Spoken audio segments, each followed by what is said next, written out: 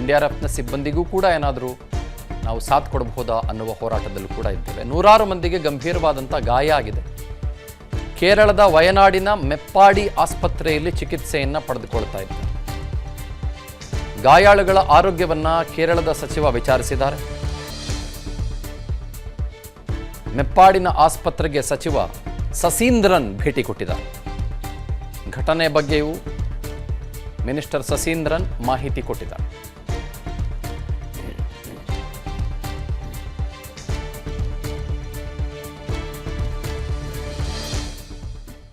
ಕೇಂದ್ರಕ್ಕೆ ಸಿಕ್ಕಿರೋ ಮಾಹಿತಿ ಮತ್ತು ಸದ್ಯಕ್ಕೆ ಯಾವ್ಯಾವ ರೀತಿಯ ಕಾರ್ಯಾಚರಣೆ ಮತ್ತು ಯಾವ್ಯಾವ ರೀತಿಯ ಪ್ಲಾನ್ ಆಫ್ ಆಕ್ಷನ್ಸ್ ಇದ್ರ ಬಗ್ಗೆ ವಿಕ್ರಮ್ ಲೈವ್ನಲ್ಲಿ ನನ್ನೊಟ್ಟಿಗೆ ಹಂಚಿಕೊಳ್ತಾರೆ ಮತ್ತು ಕೇಂದ್ರ ಏನು ಯೋಚನೆ ಮಾಡ್ತಾ ಇದೆ ಅದ್ರ ಬಗ್ಗೆ ಕೂಡ ಮಾತನಾಡ್ತಾರೆ. I am just tossing it over to Vikram. Over to Vikram.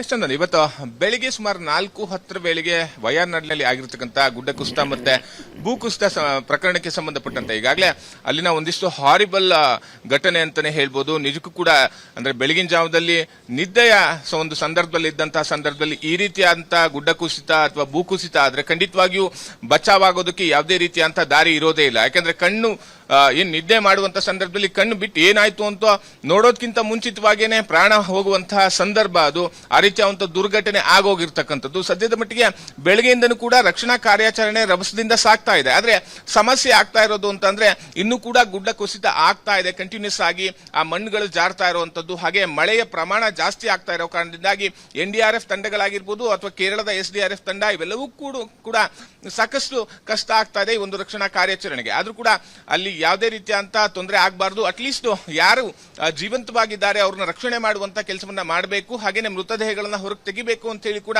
ಸಾಕಷ್ಟು ಕಷ್ಟ ಪಡ್ತಾ ಇದ್ದಾರೆ. ಈಗಾಗಲೇ ಸಿಕ್ಕಿರೋ ಮಾಹಿತಿಯ ಪ್ರಕಾರ 63 ಜನ ಮೃತಪಟ್ಟಿರ್ತಕ್ಕಂಥದ್ದು, ಹಾಗೆ ಸುಮಾರು 250ಕ್ಕೂ ಅಧಿಕ ಜನ ಈಗಾಗಲೇ ಆ ಒಂದು ಅವಶೇಷಗಳ ಅಡಿಯಲ್ಲಿ ಸಿಲುಕಿದ್ದಾರೆ ಅಂತ ಹೇಳಿ ಈಗಾಗಲೇ ಕೇಂದ್ರ ನಿರ್ದೇಶನವನ್ನು ಕೂಡ ನೀಡಿರ್ತಕ್ಕಂಥದ್ದು. ಪ್ರಧಾನಿ ನರೇಂದ್ರ ಮೋದಿ ಅವರು ಕೂಡ ಕೇರಳ CM ಆಗಿರ್ತಕ್ಕಂಥ ಪಿಣರಾಯಿ ವಿಜಯನ್ ಅವರ ಜೊತೆ ದೂರವಾಣಿಯ ಮೂಲಕ ಮಾತನಾಡಿರ್ತಕ್ಕಂಥದ್ದು. ಬೇಕಾದ ಅಗತ್ಯ ಸಹಕಾರಗಳನ್ನ ಕೂಡ ನೀಡಲಾಗತ್ತೆ ಅಂತ ಹೇಳಿ, ಸೇನೆಯನ್ನು ಕೂಡ ಕಳಿಸಲಾಗತ್ತೆ ಅಂತ ಹೇಳಿ ಈಗಾಗಲೇ ರಾಜನಾಥ್ ಸಿಂಗ್ ಅವರು ಕೂಡ ಹೇಳಿರುವಂತದ್ದು. ಸೊ ಈ ನಿಟ್ಟಿನಲ್ಲಿ ಅಂದ್ರೆ ಈಗಾಗಲೇ ಆ ಒಂದು ಸ್ಥಳದಲ್ಲಿ ಬೀಡು ಬಿಟ್ಟಿರ್ತಕ್ಕಂಥದ್ದು. ಮೊದಲು NDRF ತಂಡದಿಂದ ರಕ್ಷಣಾ ಕಾರ್ಯಾಚರಣೆ ನಡೆಸ್ತಾ ಹೋದ್ರೆ ಅದಾದ ಬಳಿಕ ವಿಶೇಷ ಶ್ವಾನ ದಳವನ್ನ ಕೂಡ ಬಳಸಲಾಗಿತ್ತು. ಅದಾದ ಬಳಿಕ ಡ್ರೋನ್ ವಿಜುವಲ್ ಗಳನ್ನ ಬಳಸಿ ಯಾವ ಭಾಗದಲ್ಲಿ ಹೆಚ್ಚಾಗಿ ಜನ ಸಿಲ್ಕೊಂಡಿರುವಂತದ್ದು ಅಥವಾ ಮೃತದೇಹಗಳಿದೆ ಅನ್ನೋದನ್ನ ಪತ್ತೆ ಹಚ್ಚುವಂತ ಕೆಲಸವನ್ನು ಕೂಡ ಮಾಡಲಾಗಿತ್ತು. ಯಾಕಂದ್ರೆ ಆ ಮೆಪ್ಪಾಡಿ ಸೇರಿದಂತೆ ಇನ್ನೊಂದಿಷ್ಟು ಭಾಗಗಳೇನಿದೆ ಅಲ್ಲಿ ಸಾಕಷ್ಟು ಮನೆಗಳು ಕೂಡ ಇದ್ವು. ಈ ರೀತಿಯಂತ ಭೀಕರವಾಗಿರ್ತಕ್ಕಂಥ ಗುಡ್ಡ ಕುಸಿತದಿಂದಾಗಿ ಸಂಪೂರ್ಣವಾಗಿ ಅಲ್ಲಿ ಮನೆಯೇ ಇಲ್ಲ, ಕೇವಲ ಒಂದು ರೀತಿಯಲ್ಲಿ ನದಿ ಮಾತ್ರ ಇರುವಂತದ್ದು ಅನ್ನೋ ಒಂದು ದೃಶ್ಯಾವಳಿಗಳು ಕೂಡ ಕಾಣಿಸ್ತಾ ಇದೆ. ಯಾಕಂದ್ರೆ ಅಲ್ಲಿ ಮನೆ ಇತ್ತು ಅಂತ ಹೇಳೋಕೆ ಸಾಧ್ಯನೇ ಇಲ್ಲ ಅನ್ನೋ ಒಂದು ಪರಿಸ್ಥಿತಿ ಈ ಒಂದು ಭೂಕುಸಿತದಿಂದಾಗಿ ಆಗಿದೆ. ಸೊ ಈ ನಿಟ್ಟಿನಲ್ಲಿ ರಾಜ್ಯ ಸರ್ಕಾರದ ಜೊತೆಗೆ ಕೇಂದ್ರ ಸರ್ಕಾರ ಯಾವೆಲ್ಲ ಕ್ರಮಗಳನ್ನ ಬೇಕು ಅದನ್ನ ನೀಡೋದಕ್ಕೆ ಸಿದ್ಧತೆ ಅನ್ನೋದು ಮಾತನ್ನ ಈಗಾಗಲೇ ಒಂದು ಸಂದೇಶವನ್ನ ರವಾನೆ ಮಾಡಿದೆ. ಇನ್ನುಳಿದಂತೆ ಸ್ಟೇಟ್ ನ ಅಲ್ಲಿ ಪರ್ಟಿಕ್ಯುಲರ್ ಆಗಿ ಅಧಿಕಾರಿಗಳಾಗಿರ್ಬೋದು ಅಥವಾ ಕಾರ್ಯವನ್ನು ನಿರ್ವಹಿಸ್ತಾ ಇರೋರು ಇನ್ನೊಂದಿಷ್ಟು ಚುರುಕಾಗಿ ಸಾಧ್ಯವಾದಷ್ಟು ಜನರನ್ನ ಬದುಕಿಸುವಂತಹ ಪ್ರಯತ್ನವನ್ನ ಮಾಡುವಂತದ್ದು ಅಥವಾ ಅವರಿಗೆ ಚಿಕಿತ್ಸೆಯನ್ನ ನೀಡುವಂತ ನಿಟ್ಟಿನಲ್ಲಿ ಈಗಾಗಲೇ ಕೆಲಸ ಮಾಡಬೇಕು ಅನ್ನೋ ಒಂದು ನಿರ್ದೇಶನವನ್ನು ಕೂಡ ನೀಡಲಾಗಿದೆ. ಬಟ್ ಈಗಿರ್ತಕ್ಕಂಥ ಸಾವಿನ ಸಂಖ್ಯೆ ಏನಿದೆ, ಸಹಜವಾಗಿ ಬೆಳಿಗ್ಗೆ 7 ಗಂಟೆಗೆ ನಾವು ಗಮನಿಸ್ತಾ ಹೋದ್ರೆ 11 ಜನ ಸಾವಿಗೀಡಾಗಿದ್ರು ಅನ್ನೋ ಒಂದು ಮಾಹಿತಿ ಲಭ್ಯ ಆಗಿತ್ತು. ಆದ್ರೆ ಈಗ ಸುಮಾರು ಮಧ್ಯಾಹ್ನ 1 ಗಂಟೆ ವೇಳೆಗೆ ಅದು 63ಕ್ಕೆ ಏರಿರ್ತಕ್ಕಂಥದ್ದು. ಈಗ ಕೇರಳದ ಅಂದ್ರೆ ಆ ಒಂದು ಸರ್ಕಾರದ ಅಥವಾ ಎಲ್ಲಾ ಕಡೆಯಿಂದ ಬಂದಿರೋ ಮಾಹಿತಿ ಪ್ರಕಾರ ಸಾವಿನ ಸಂಖ್ಯೆ ಮತ್ತಷ್ಟು ಹೆಚ್ಚಾಗುವಂತಹ ಸಾಧ್ಯತೆಗಳು ದಟ್ಟವಾಗಿದೆ. Chandan. Okay Vikram, thank you for the update. ಅನುಕ್ಷಣದ ಸುದ್ದಿಗಳಿಗಾಗಿ Vistara news YouTube channel subscribe ಮಾಡಿ. ಹೊಸ ಸುದ್ದಿಗಳ ನೋಟಿಫಿಕೇಶನ್ಗಾಗಿ ಬೆಲ್ ಐಕಾನ್ ಕ್ಲಿಕ್ ಮಾಡಿ.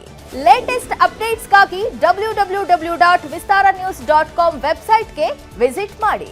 ಅಂಗೈಯಲ್ಲೇ ಜಗತ್ತಿನ ಸುದ್ದಿ ತಿಳಿಯಲು Vistara news Kannada app download ಮಾಡಿ.